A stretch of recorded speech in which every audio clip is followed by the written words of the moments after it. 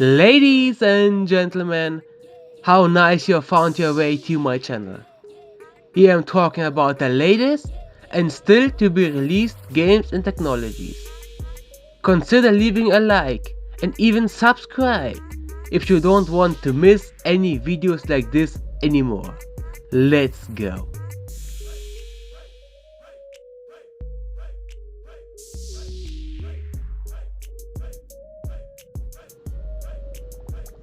Sony finally showed off the controller of the PlayStation 5, which also had a name change. Instead calling the next-gen controller DualShock, it is now called DualSense. And just like it was with the PlayStation 4, all they do is just showing off the controller first, and of course the PlayStation 5 itself is nowhere to be seen. They released an article which we will going through together. Here is what they had to say.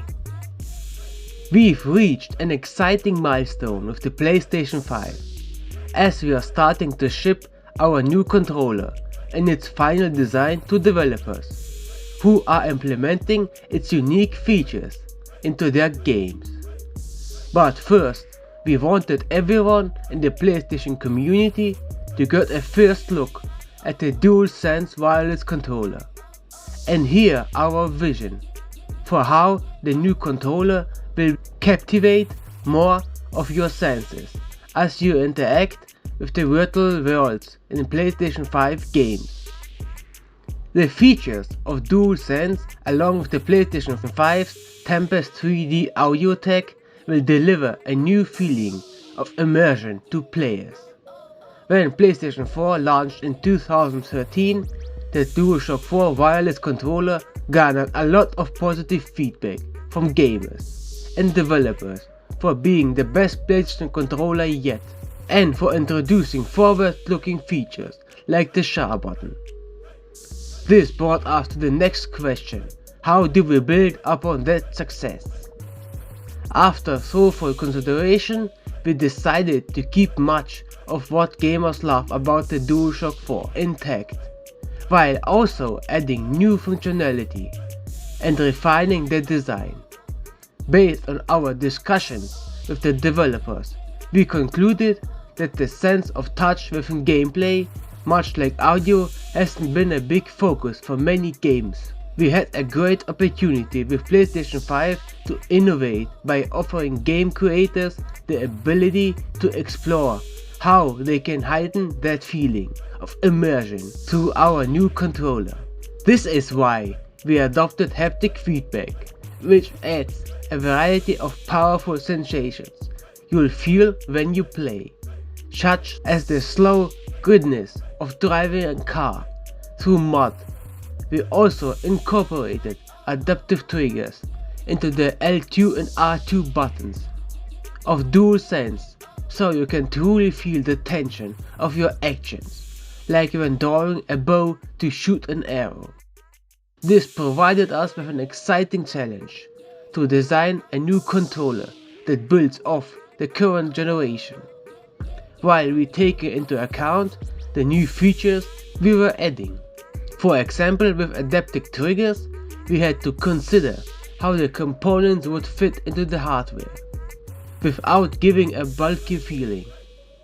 Our design team worked closely with our hardware engineers to place the triggers and actuators. The designers were then able to draw the lines of how exterior of the controller would look and feel, with a challenge of making the controller feel smaller than it really looks. In the end, we changed the angle of the hand triggers and also made thoughtful consideration into ways to maintain a strong battery life for DualSense's rechargeable battery, and to lessen the weight of the controller as much as possible, as new features were added.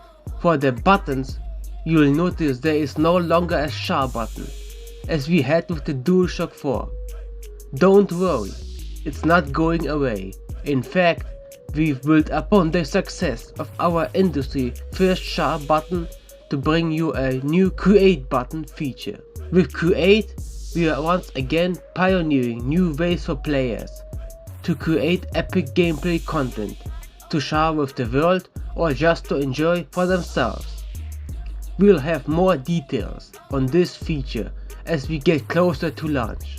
DualSense also adds a built-in microphone array, which will enable players to easily chat with friends without a headset, ideal for jumping into a quick conversation. But of course, if you are planning to chat for a longer period, it's good to have that headset handy. Now let's talk about the colors. Traditionally, our base controllers have a single color. As you can see, we went a different direction this time around and decided on a two-tone design. Additionally, we changed the position of the light bar that will give an extra pop. On DualShock 4 it sat on the top of the controller. Now it sits at each side of the touchpad, giving it a slightly larger look and feel.